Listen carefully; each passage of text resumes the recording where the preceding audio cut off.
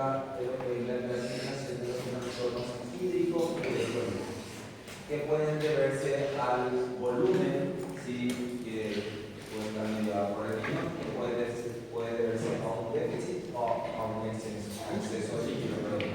Podemos tener problemas en la concentración, donde los problemas van a estar en la parte central, o de composición, donde ya vamos a tener un desequilibrio más en la parte periférica por alteraciones de la musculatura, ¿sí? Ya sean por daños directos o por algún tipo de alteración en la parte externa que se pueda llegar a producir. Si tenemos la hipernatremia con respecto al sodio, el tratamiento del déficit de volumen, en pacientes hipovolémicos, solución salina, como ya habíamos dicho, y si tiene un volumen adecuado, solución hipotónica. Estimar déficit de volumen necesario para corregir la hipernatremia. Con respecto a la hiponatremia es asintomática hasta que alcanza valores menores a 120 miliequivalentes por litro. Los síntomas neurológicos, si hay síntomas neurológicos, que habíamos dicho que podía producir que incluso podía llevar el pulmón al paciente, administrar solución salina al 0.3% hasta alcanzar un valor de 130 miliequivalentes por hora, o hasta corregir síntomas, hasta que desaparezcan los síntomas neurológicos que pueda llegar a tener el paciente, ¿sí? Y no incrementar más de un nivel equivalente por hora. Normalmente esto sí es más difícil de ver. ¿Saben por qué? Porque si el paciente viene somnoliento, no reactivo, ¿qué es lo que hacemos al paciente? Lo intubamos. ¿Sí? Si tiene un gramo menor a 8 o no está respondiendo, le intubamos. ¿Sí?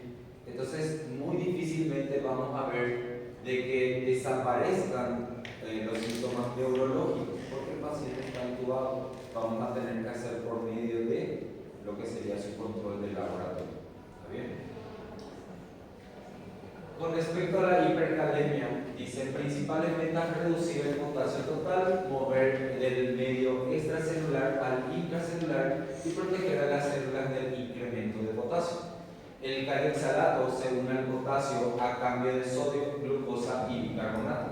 Insulina, si es necesario, ya dijimos que se podría hacer un goteo de insulina, y considerar la diálisis y las medidas conservadoras fallan. Con respecto a la hipocalemia, la administración oral es adecuada para corregir formas leves y asintomáticas o una represión intravenosa de 10 a 20 miliequivalentes por litro por hora sin monitoreo, que es bien bajo. ¿Sí? Los valores para administrar son bien bajos. Con monitoreo de electrocardiograma se puede aumentar a 40 miliequivalentes, como ya habíamos dicho hace rato, que no hay que administrar o no se puede administrar todo de una vez, y hay que tener bastante cuidado con la administración de estos medicamentos. ¿Sí? Y les digo, poco o nada, yo al menos particularmente hasta ahora nunca he visto que se haga una corrección así de forma apresurada. Primero se le hidrata al paciente, se hacen controles y después recién para hacer el goteo de su medicamento si realmente no está funcionando. ¿Sí? Yo la verdad que hasta ahora no he visto que se haga goteo de potasio en ellos. ¿Sí? Porque la verdad que en serio causa demasiadas alteraciones también en el paciente. No les digo que no se haga. Les digo hermano que yo en particular todavía no he visto que se haga goteo de potasio. Y espero no ver tampoco. La hipermagnesemia, y no, porque si no quiere decir que el paciente ya está muy mal. La hipermagnesemia, fuentes exógenas de magnesio, corregir el déficit de volumen o acidosis, el cloruro de potasio para manejar síntomas cardiovasculares y la diálisis si los niveles o síntomas persisten. Con respecto a la hipomagnesemia, en los déficits severos, que serían de 1 a 2 de lo que sería sulfato de magnesio intravenoso por 15 minutos o 2 minutos, si hay arritmia ventricular. Normalmente, con respecto al magnesio y los otros electrolitos, se suelen corregir cuando hacemos ya corrección de otra cosa. Pero atiendan bien. Si, por ejemplo, fíjense lo que dice ahí. Gluconato de calcio para tratar efectos adversos y corregir la hipocalcemia simultánea, porque hay electrolitos que dependen de uno de otro. Si vos no corregís uno, si vos estás tratando de corregir una cosa, no se va a corregir si vos tenés déficit de esto. Como por ejemplo, si hay un déficit de magnesio, tengan más en cuenta esto porque ya me pasó con un paciente que, como no, viste que nosotros en la parte pública no tenemos magnesio, no se le puede pedir al paciente magnesio y va a ir al laboratorio del hospital y se le va a hacer. Solamente tenemos sodio, potasio, cloro, nada más. ¿Sí? Lo demás tienen que pagar. Tenía un paciente que nunca se corregía su calcio, ¿sí? Siempre tenía hipocalcemia. Y claro, todos los trastornos que corresponden a la hipocalcemia. Entonces, ¿a qué nosotros ya después pensé en lo que había justamente que controlar su magnesio? ¿Sí? Porque van uno de la mano. Disminuye magnesio, disminuye también calcio. Si no hay forma de aprovechar ese calcio. Entonces, como una cosa tiene que ir seguida de otra. Es para que tengan en cuenta nomás, porque puede llegar a suceder. ¿Sí? Entonces, le tienen que pedir un control completo de sus electrolitos. Así como le digo, la mayoría de los electrolitos, si vos corregís, por ejemplo, sodio, no se preocupen que al corregir sodio, el potasio ya se va a corregir por añadidura. Porque recuérdense que si uno entra, el otro sale. Y así sucesivamente de un espacio a otro. Entonces, en teoría, deberían de corregirse. Por eso les digo, ¿por qué no se hace goteo de potasio de primera? Porque cuando yo voy a corregir una cosa, antes se va a corregir la otra. Entonces van a ir a la par. Porque si yo, imagínense, tengo mi sodio bajo y mi potasio bajo, corrijo mi sodio hidratándole al paciente y le hago goteo de potasio, entre que le corrijo mi sodio, ya voy a tener un aumento de potasio más mi medicamento que voy a llevar al paro a mi paciente. ¿Sí? Por eso es que tenemos que hacer lento y con cuidado. ¿Sí? Por eso es que les digo, yo particularmente nunca meto goteo de potasio. ¿Sí? Con respecto a la hipercalcemia, el tratamiento cuando es sintomático mayor a 2 miligramos por decilitros, corregir la depresión de volumen e inducir a la diuresis. ¿Sí? Porque es la mejor forma justamente de eliminar calcio. Con respecto a la hipocalcemia, el gluconato de calcio al 10% hasta que los niveles séricos sean de 7 a 9 miligramos por decilitro. Con eso, lo del gluconato de calcio sí es algo que nosotros utilizamos bastante con los pacientes. ¿Y saben quiénes se utilizan bastante? Nosotros solemos hacer como una ampolla o dos ampollas respecto a al cuadro clínico que presenta el paciente, y más se ven en los pacientes posterior a su tiroidectomía, porque recuérdense que cuando se lesionan las hormonas paratiroideas, que son las encargadas justamente de regular el calcio, de regular justamente el calcio, el paciente comienza a tener lo que son contracciones musculares, ¿está bien? Que va teniendo, que son el cuadro clínico justamente de una depresión del calcio. Entonces lo que solemos hacer justamente es goteo de gluconato de calcio. Con la sola clínica del paciente y su antecedente quirúrgico, nosotros ya le podemos hacer ese tipo de goteo. O sea, no hace falta que el paciente, que yo tenga un control de su calcio, sabiendo que se operó de la tiroides, posterior a eso comienza a presentar contracciones. ¿Sí? El paciente comienza a decir que se le contrae toda la cara, comienza a sentir hormigueo. Ya he visto pacientes que vinieron con, ¿cómo se llama? Con lo que se conoce como la mano de partero, que hacen esto justamente, se contraen totalmente, quedan rígidos. ¿Está bien? Entonces vos le haces su goteo de gluconato de calcio y el paciente de a poquito comienza a ceder. ¿Sí? Entonces eso justamente se debe a la hipocalcemia y eso sí hay que corregir. En estos tipos de pacientes son los que yo les estoy diciendo que siempre le hacemos su calcio y nunca se corrige. Claro que puede ser por una lesión de la paratiroides y es normal que el paciente posterior a una tiroidectomía pueda hacer justamente hipocalcemia, porque recuérdense que las paratiroides están edematizadas por el manoseo. Entonces ya después con los días eso se tiene que corregir. Si no se está corrigiendo, yo hay una lesión en la paratiroides o que estamos teniendo una falta de aporte, ¿sí? Pero es muy raro nomás ver una falta de aporte de por sí si las paratiroides están funcionando bien, porque ya se encargan justamente de regularizar el calcio en el suelo, ¿sí? La hipocalcemia es refractaria al tratamiento si no se corrige lo que justamente dijimos, la hipomagnesemia primero. Con respecto a la hiperfosfatemia con superalfato o antiácidos con aluminio, tabletas de acetato de calcio o diálisis reservada para pacientes con falla renal. Y la hipofosfatemia, complementos de vía oral o intravenoso. Normalmente con la hidratación, así como les digo, esto ya se suele corregir solo. La terapia preoperatoria de fluidos. Esto sí es bastante importante, ¿sí? Que esto ya es justamente de lo que estamos hablando, de hidratarle al paciente antes de nuestro procedimiento quirúrgico, teniendo en cuenta siempre el contexto general del paciente. Tienen que ver siempre la edad, las patologías de base, todas esas cosas nosotros tenemos que cuidar antes de cargarle al paciente. Recuérdense de algo, cierto, el paciente joven puede tolerar muchísimo más líquido, va a tener mejor respuesta a la carga, ¿sí? que una persona de edad, ¿sí? Pero con eso no quiere decir que mi paciente joven no pueda tener alguna patología de base, claro que sí. Por eso yo tengo que hacer un buen interrogatorio también antes de cargarle al paciente antes de su cirugía, ¿sí?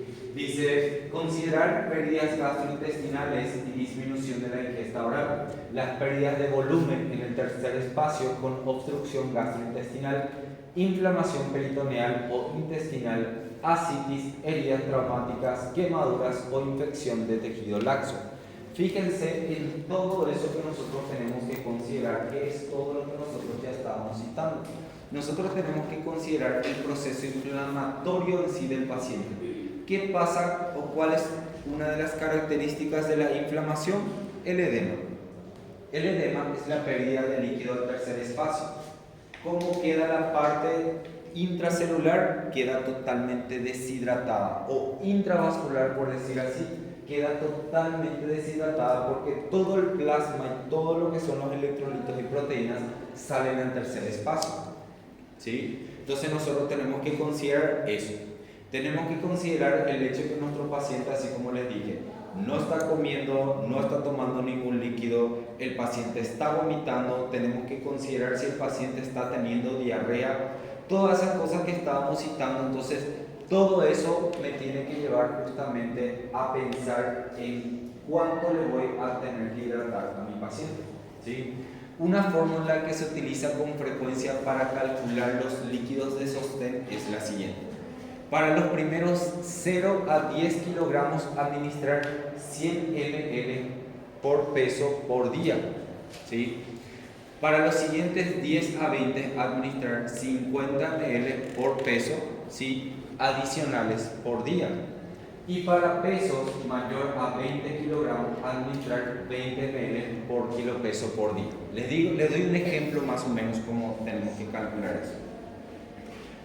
En el libro explica de que los primeros 10, entonces le vamos a calcular 10%, ¿sí? Lo segundo que tenemos que calcular para los siguientes 10 a 20, dice, tenemos que calcular igual, serían 10 por 50, ¿sí? Y ya para el resto del kilo, que si es un paciente de 60 kilos, nos faltan entonces 40 kilos para llegar a lo que es 60, entonces sería 40 por 20. Y de ahí sacamos un total de cuánto le tenemos que administrar al paciente de acuerdo al peso que tiene, ¿sí? Y esto es solamente un cálculo aproximado, ¿sí? Es más o menos aproximadamente cuánto le vamos a calcular. Claro que todo tiene su control. Y yo les dije cuando le vamos a cargar a un paciente que tenemos que cuidar que todo lo que entra tiene que salir, ¿sí? Porque nosotros no solamente le vamos a estar administrando suero, sino que también le administramos medicamentos y todo eso suma. Si yo, por ejemplo, le hago mil de suero, recuerden que es le hago un antibiótico, eso va diluido en 100 ml, son 1100. Si yo le hago un protector gástrico y va diluido en 100, entonces ya son 1200. ¿Sí? Imagínense que yo le hago algo para las náuseas y va diluido en 100, ya son 1300, 1400 y va sumando sucesivamente. Entonces no solamente se calcula la cantidad de líquido que se va, sino que se calcula toda la cantidad de aporte que le vas a dar, incluyendo los antibióticos y todo lo que vaya por día. ¿Sí? Entonces, yo le voy a aclarar a un paciente, porque yo quiero que tengan en cuenta eso, los pacientes que vienen bastante graves. ¿Sí? Fíjense, por ejemplo, los pacientes que vienen con quemaduras. ¿Sí? Los pacientes que vienen con quemaduras sufren demasiada deshidratación. ¿Sí? Eso justamente hay una fórmula otra vez para cargarle según el porcentaje de quemadura que tiene justamente el paciente. ¿Por qué? ¿Cuál es nuestro problema? Para evitar sobredosis renal. ¿Sí? Porque se deshidrata el paciente y de una manera muy impresionante. ¿Sí? Los pacientes justamente con obstrucción intestinal son aquellos también que más se deshidratan. ¿Por qué? Porque nosotros tenemos que pensar el compromiso intestinal que está teniendo el paciente, la éstasis del tránsito y recuérdense los vómitos que tiene el paciente con una obstrucción intestinal. ¿Sí? Entonces, de acuerdo a cada patología, nosotros también tenemos que cuidar la función renal del paciente. ¿Sí? Y más todavía, y les voy a encargar con más razón todavía, cuidar a los pacientes de edad, porque ellos son los que más cuidado tienen que tener, porque ellos fácilmente se bloquean para, más todavía si tienen una patología cardíaca, en un segundo se les va. Algo que yo siempre les digo a mis alumnos: si viene un paciente de 25 años y otro de 60 años, pónganlo, y ambos vienen para consultar, tu paciente de 25 años tiene un dolor abdominal de 48 horas de evolución, pero el paciente de 60 años tiene un dolor abdominal de 12 horas. ¿A quién la atendés primero? Tenemos un paciente de 25, no vayan a dudar, de 25 con dolor abdominal ya de 48 horas de evolución. Y tenés un paciente de 60 años que tiene 12 horas más de evolución. ¿A quién la atendés primero? Porque vos haces una clasificación de pacientes. Al mayor. Al mayor. Siempre tiene que ser al de mayor. Porque así como les dije, la respuesta de ese paciente, ¿sí?, del joven puede ser mejor que la del adulto. Y una cosa tengan en cuenta: el paciente adulto, cuando te dice me duele, eso no es porque está iniciando su patología, eso es porque ya se está complicando. Yo tuve una vez dos pacientes, una tenía 68 y la otra 62. La de 68 tenía, creo que eran 12 horas de evolución, y la de 62 tenía 20. Las dos eran peritonitis, las dos, mucha secreción problema, pocas horas de evolución. El paciente adulto, si te dice que le duele, normalmente no es porque está iniciando, es porque ya se está complicando. Sin embargo, el joven sí le va a doler desde el inicio de su cuadro y ya va a venir antes que se complique. ¿A quién va a ser más fácil cargarle de líquido para entrar a operar? Al más joven. ¿Sí? Si esperó 48 horas más 2 horas, no se va a morir. Sin embargo, el del adulto sí. ¿Sí? Porque probablemente ese no tenga 12 horas, probablemente ya tenga 72 horas. ¿Sí? Si no, un poquito más. Y te llegan sépticos. La otra vez tuvo un paciente justamente, pero tenía 75 años, creo, o 72. Él llegó con un cuadro de una obstrucción intestinal. Cuando yo ya le he visto en la urgencia, que fue más o menos a las 6 de la tarde, porque yo no le vi, cuando yo ya le he visto, el paciente estaba supuestamente refería que hace 4 días o 3 días que no se iba al baño, pero no creo. Taquipneico, taquicárdico, hipotenso, estaba pálido, séptico estaba el paciente, seco.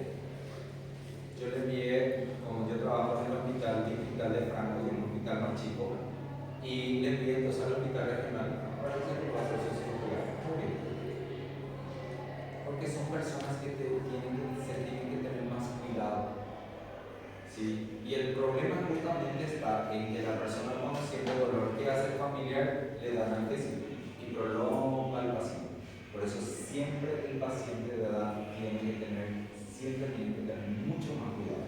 Porque la respuesta a la hidratación y al tratamiento, el joven tiene mejor respuesta. ¿Sí? Dice, la terapia intraoperatoria. La anestesia induce a la pérdida de mecanismos compensatorios y se presenta hipotensión si no se atiende de modo apropiado a los déficits de volumen antes de la intervención quirúrgica, que es lo que estábamos diciendo. Es fácil que el paciente ahora, antes de entrar a quirófano, va a mantener bien su presión. ¿Por qué? Porque va a estar haciendo vasoconstricción para elevar la presión arterial. Pero ¿qué pasa cuando le inducís a la anestesia? Se relaja completamente. ¿Qué pasa si tu flujo era algo lento antes de entrar a quirófano? ¿Qué va a pasar una vez que vos entres y se le anestesia al paciente? Va a caer. Si con tu vasoconstricción estabas tratando de mantener una circulación, pero al relajarse completamente, queda. Entonces, ¿qué pasa al paciente? Más para allá que para acá. Entonces, por eso es que justamente hay que tratar bien al paciente antes de entrar al quirófano. ¿Sí? Hay que ver justamente lo que dice pérdidas sanguíneas y del tercer espacio. Y les digo, hablo con respecto al paciente que tiene abdomen agudo quirúrgico, no traumático. Si el paciente a ustedes se le clava, de modo que no le van a hidratar primero para entrar al quirófano. Claro que ese paciente ya le van a tirar en el quirófano. Ese paciente ya requiere una laparoscopia de urgencia porque si no cerrar la canilla, el paciente va a morir. Estamos hablando de hidratar al otro tipo de paciente. Pacientes que tienen procesos inflamatorios, obstructivos, perforativos, siempre y cuando no estemos dinámicamente inestables. Porque si está inestable, ¿qué vas a esperar? Nada no vas a esperar, tienes que subirte al quirófano y operar y hacer lo que mejor se puede.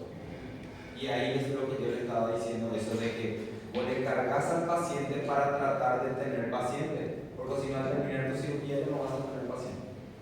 Pero si hay riesgo beneficio, vos le decís, y el paciente no orina, y cuando ya le cargaste 5 litros de suero, y no importa, seguir cargando. Después vamos a hacer una diálisis ahora si sobrevive.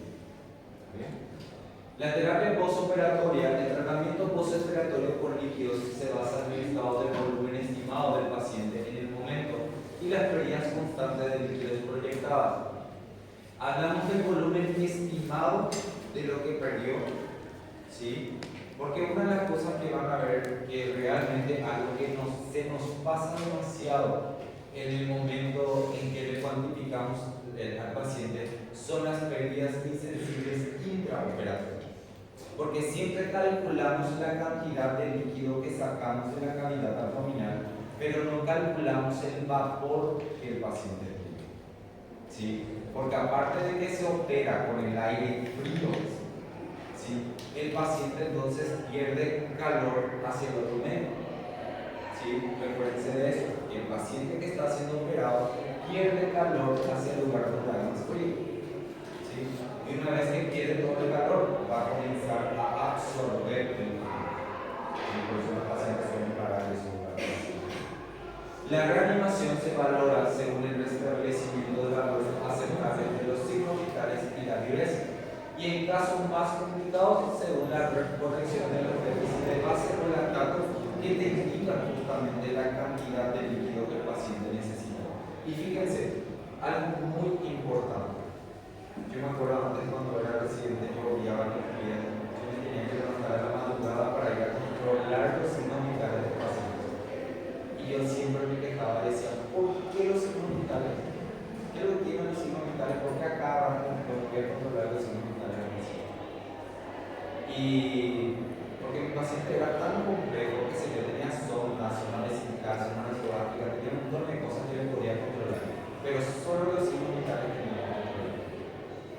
porque los signos vitales es lo primero que va a cambiar en un paciente.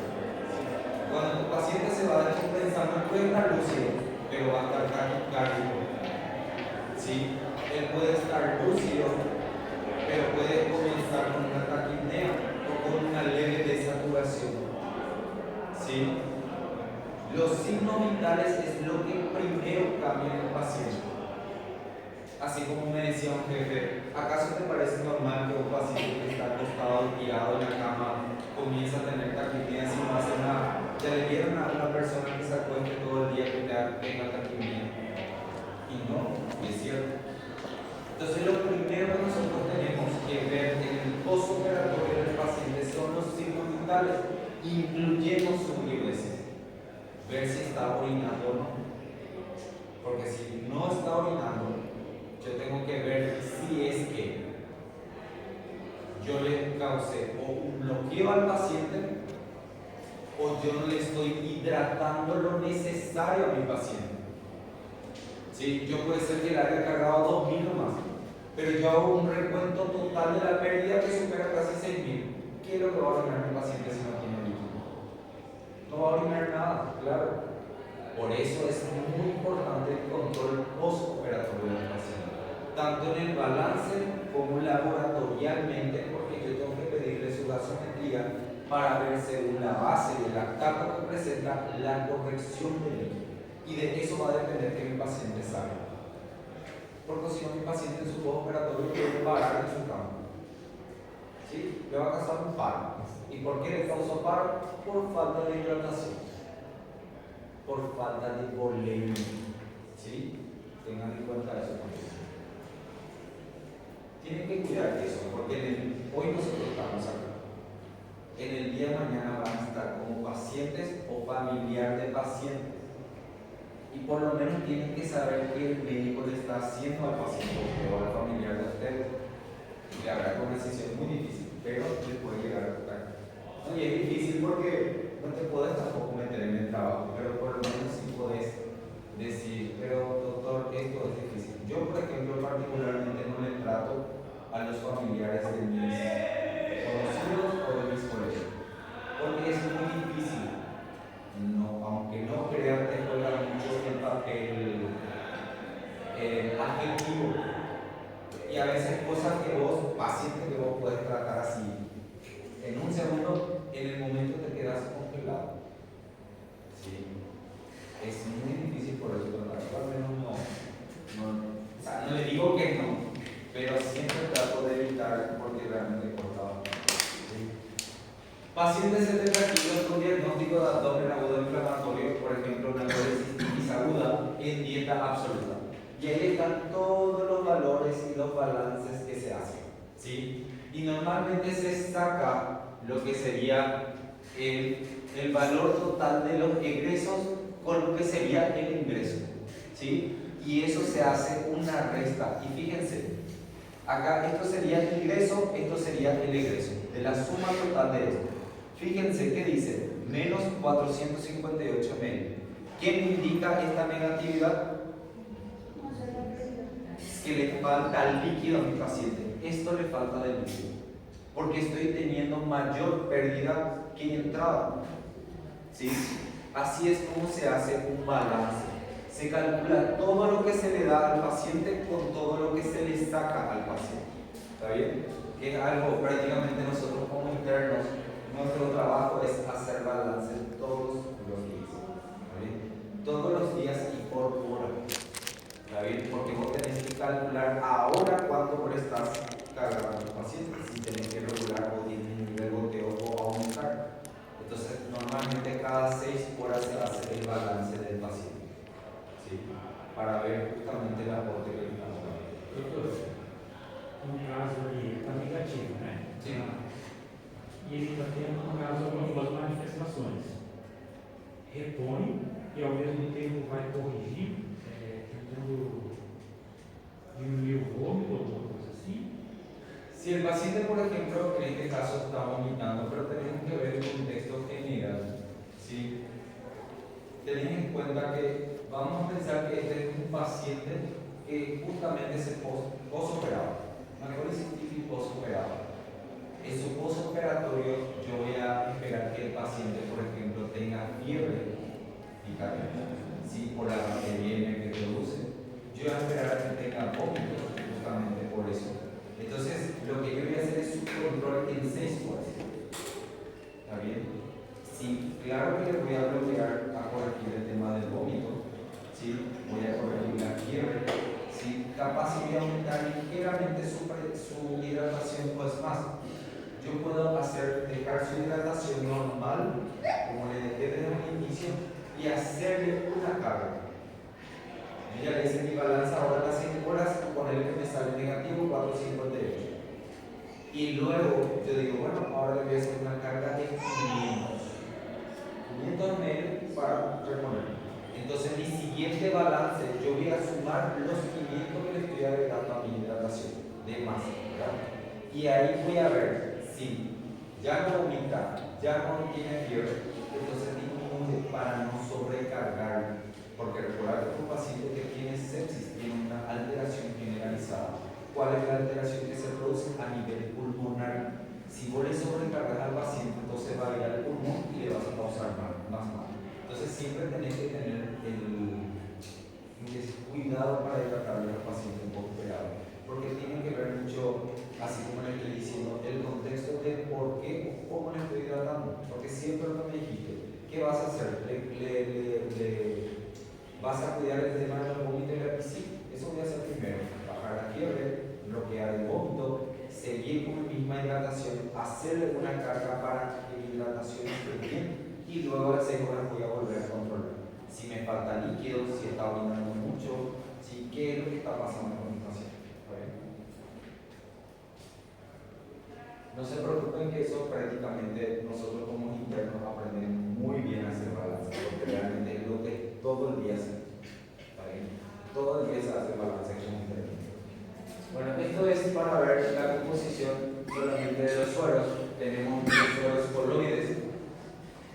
Los coloides son justamente, pueden tener de diferentes composiciones. Entre ellos tenemos aquellos que contienen albúmina, tenemos también los dextranos. La albúmina tenemos al 5% y al 25%. Fíjense en esto, y que esto es muy importante. Los coloides que tienen su composición albúmina, dice, permanece hasta 16 horas intravascular. ¿Sí? No se utiliza en reanimación, en cirrosis, en quemaduras, quemaduras, lleva el líquido del espacio intersticial. Si hay depresión, se contrae. ¿Está bien? Y causa deshidratación hipovolémica. O sea, perdón, se utiliza la deshidratación hipovolémica. Aquí también está.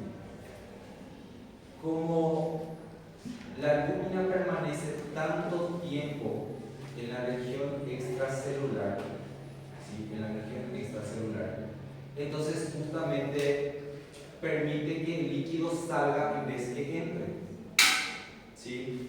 Por eso dice que no se va a utilizar en la reanimación, porque yo necesito meter líquido, ¿sí? Dentro del paciente, por decirlo. ¿Está bien?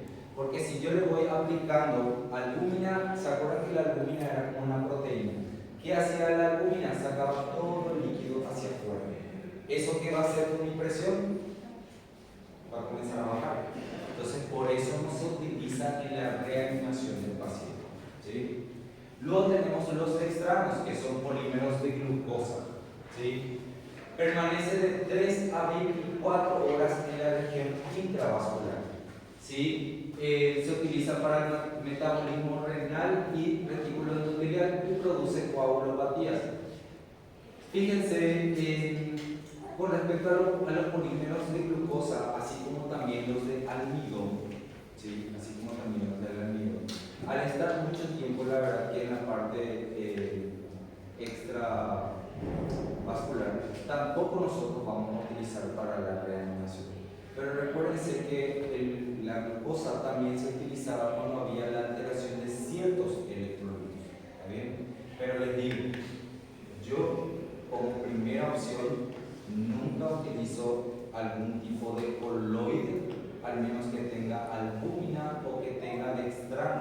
para mi paciente, porque causan muchas alteraciones, mucha depresión de lo que es la presión arterial, incluso de los electrolitos.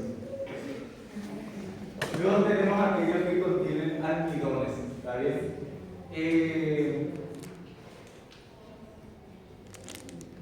Con respecto a lo que tienen los almidones, que básicamente son todo lo mismo, en la falla renal, recuérdense que en la falla renal no vamos a utilizar, ¿sí?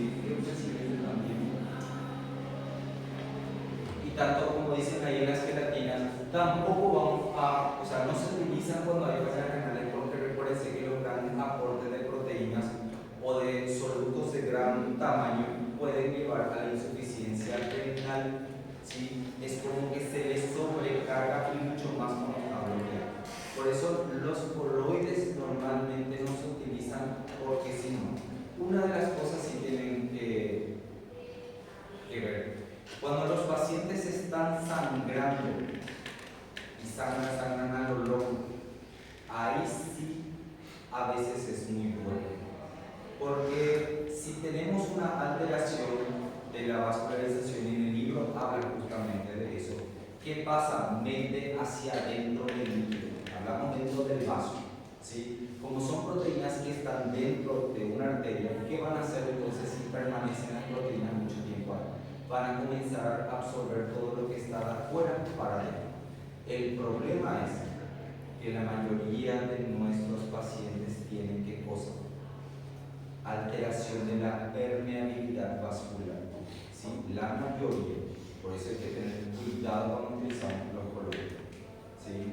¿Qué pasa si el paciente tiene alteración de la permeabilidad vascular y sale todo hacia el tercer espacio? ¿Qué va a pasar con el paciente? Va a sacar más líquido hacia el tercer espacio, ¿sí?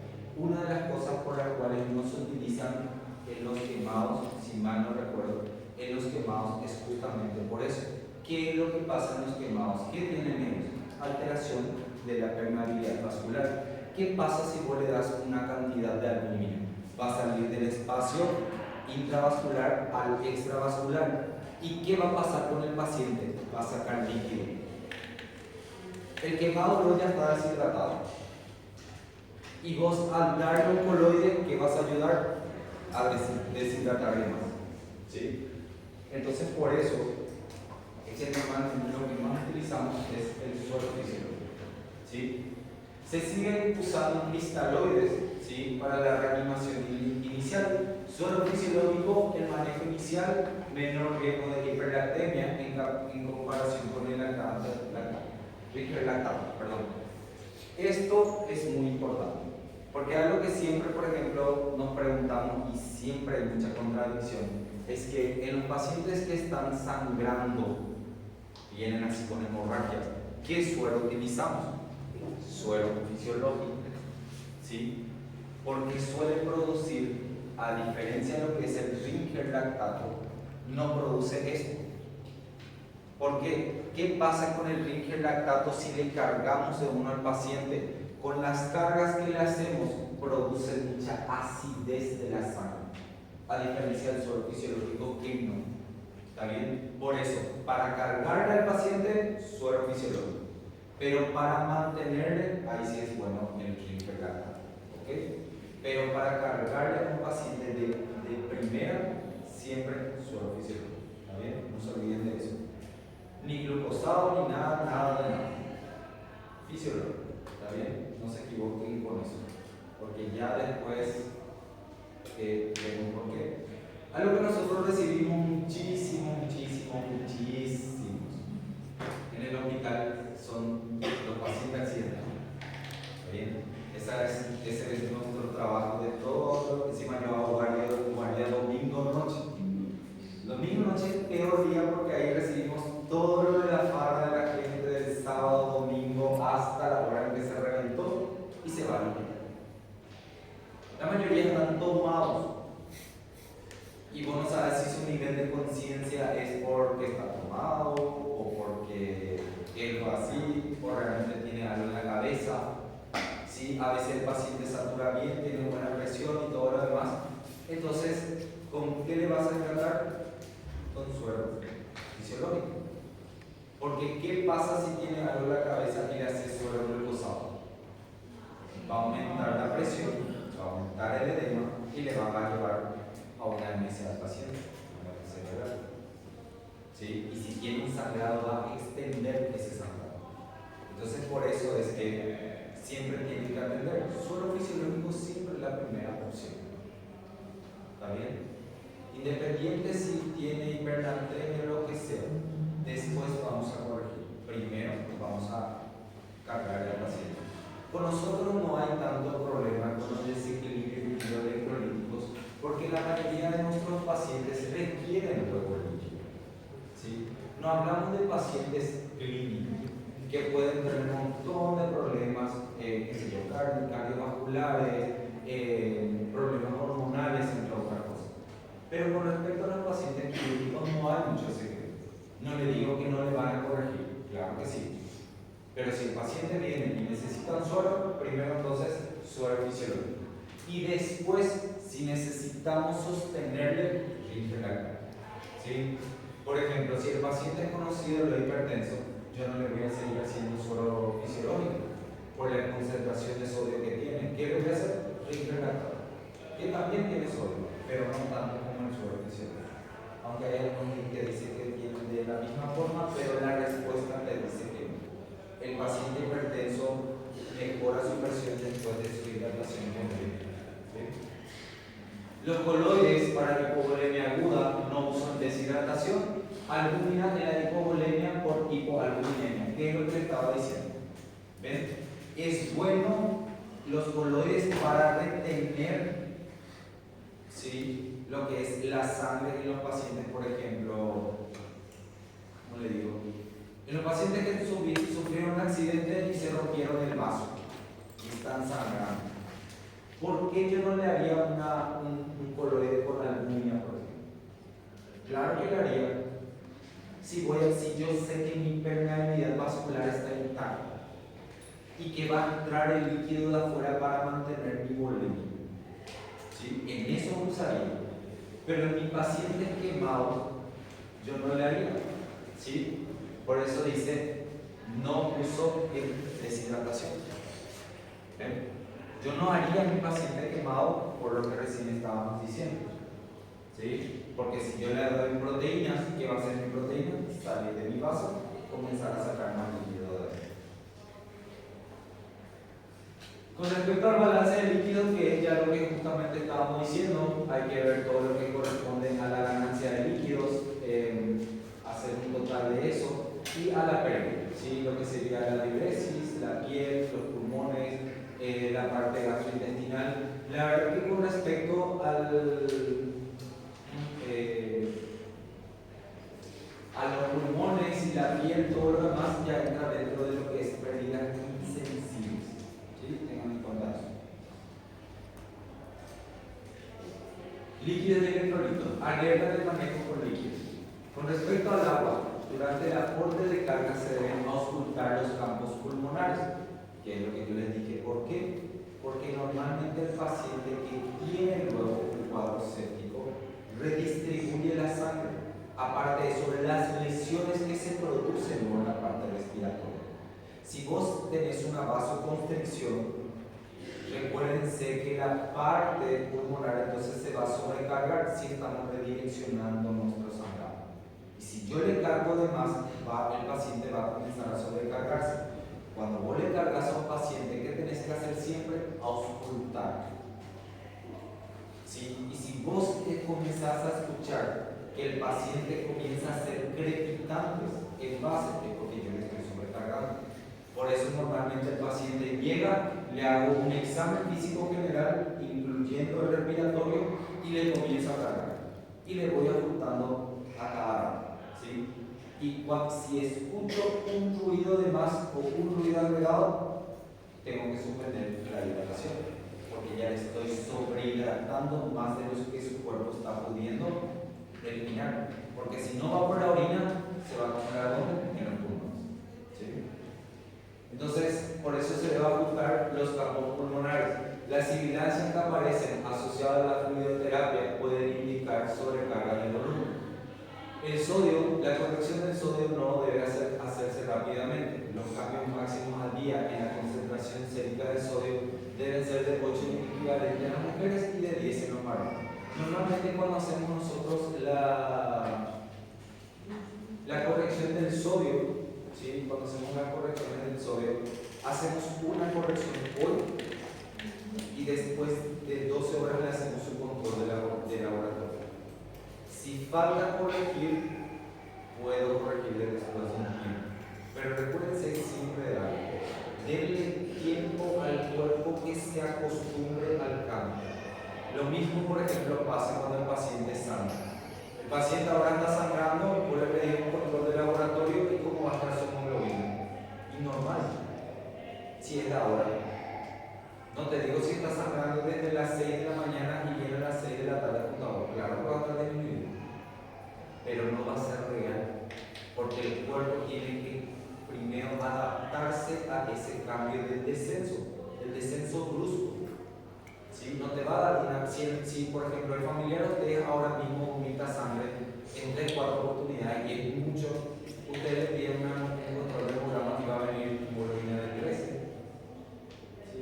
14, pero pídanle un poco de aquí a 5 o 6 horas, va a estar de 10, de 9, ¿sí? Porque se le tiene que dar tiempo a que el cuerpo justamente produzca o se adapte a los cambios que va a tener, tanto a las pérdidas como a la polio. Con respecto al potasio, la vena periférica, la concentración máxima de potasio por litro de solución es de 40 mil equivalentes por litro y la velocidad máxima de aporte es de 10 mil equivalentes por hora. No aportar potasio en postoperatorio inmediato, que es lo que estamos diciendo. Ya tienen una cosa, cada vez que van a producir correcciones, tengan en cuenta que es demasiado irrita, ¿sí? Los vasos periféricos. ¿Saben por qué? Porque si ustedes le hacen una corrección ahora a un paciente, puede ser que mañana haga fiebre. Y si es que ustedes le hicieron corrección y después hace fiebre, ¿a qué yo voy a relacionar? A una flebitis, ¿sí? Porque puede llegar a producir flebitis.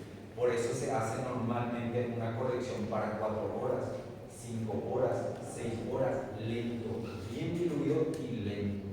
¿Está bien? ¿Para qué? Para que no cause deshidratación. Con respecto a la dextrosa, el paciente con respuesta metabólica a la lesión, 100 gramos por día de dextrosa limitan el 50% del catabolismo de proteínas. Porque el paciente que no está comiendo, atiendan esto, cuando el paciente no está comiendo, no está consumiendo nada, ¿qué yo le tengo que hacer? Control de su glicemia. ¿Sí? Famoso eso que dice, pues no comí nada más con toda mi azúcar. ¿Sí? Y es lo que pasa también en el paciente postoperado con más razón. Entonces yo le tengo que hacer mi control cada 6 horas. Si yo veo que está bajando, ¿qué le tengo que agregar? Dextrosa. ¿Sí? Le hago un alternado con dextrosa porque si el paciente no come, ¿qué pasa cuando nosotros no comemos? ¿Sí? Normalmente comenzamos a consumir las reservas, famoso la gente que hace su dieta keto, ¿sí? Comienza a consumir las demás energías, ¿sí? Y saca de lado la glucosa. En el paciente postoperado, yo no necesito que nadie consuma ni su grasa ni su proteína, porque yo necesito de su grasa y su proteína para que lo que yo le hice, una sutura intestinal, de cierre de pared, para que eso se una, necesito que mi paciente tenga proteínas y tenga grasa. Entonces, ¿qué tengo que cuidar? Su aporte de glucosa, para que el cuerpo no encuentre ninguna otra opción para poder alimentarse, ¿sí? Porque si no, le voy a llevar al paciente al catabolismo cerebral. Entonces, ¿qué es lo que pasa? El paciente va a tardar en recuperarse. Recuérdense otra cosa. Todo el mecanismo de defensa incluye, todo el mecanismo de defensa inclusive depende de qué? De la proteína. Si yo a mi paciente no le doy aporte de glucosa, ¿qué va a hacer mi paciente? Se va a comenzar a consumir y no va a tener una buena evolución. ¿Está bien? Por eso la dextrosa se utiliza en pacientes que no están comiendo y se les hace cargas de glucosa. ¿Está bien? Claro que hay otras formas de alimentar al paciente también, pero una de las más baratas y rápidas es dextrosa. ¿Okay? En caso de hiperglucemia, las soluciones con dextrosa pueden iniciarse cuando la glicemia llegue a 250 miligramos por decilitro y se establezca un esquema de insulina. Los pacientes que son más difíciles de tratar, ¿saben quiénes son? Los pacientes que son insulinodependientes. Cuídense mucho de los pacientes insulinodependientes. Están los diabéticos tipo 1. ¿Sí? Atiendan un rato. Están los diabéticos tipo 1. Los diabéticos tipo 1, la verdad que es algo que yo no sabía, pero los diabéticos tipo 1 nunca tienen que alcanzar valores muy bajos de glicemia, porque ellos están acostumbrados a valores elevados. Si vos le preguntas a un paciente que se aplica todos los días su insulina, un diabético tipo 1, pregúntenle nomás si le conocen a un diabético tipo 1. Si su glicemia llega a alcanzar 150 o por debajo de 200, todo el día están así. ¿Sí? Porque para ellos ya no es normal. Por eso en nuestra historia clínica nosotros preguntamos en antecedentes patológicos personales, y una cosa muy importante es preguntarle si el paciente es diabético o no, porque depende de eso para su control postoperatorio. Si su glicemia yo quiero mantener por debajo de 100 a un diabético tipo 1, porque yo no sé, mi paciente todo el día va a estar somnoliento, nunca va a reaccionar, nunca va a progresar. Por eso es muy importante el buen interrogatorio del paciente para saber cómo le vamos a estabilizar. ¿Okay? ¿Alguna pregunta, alguna duda? Muy bien, espero que les haya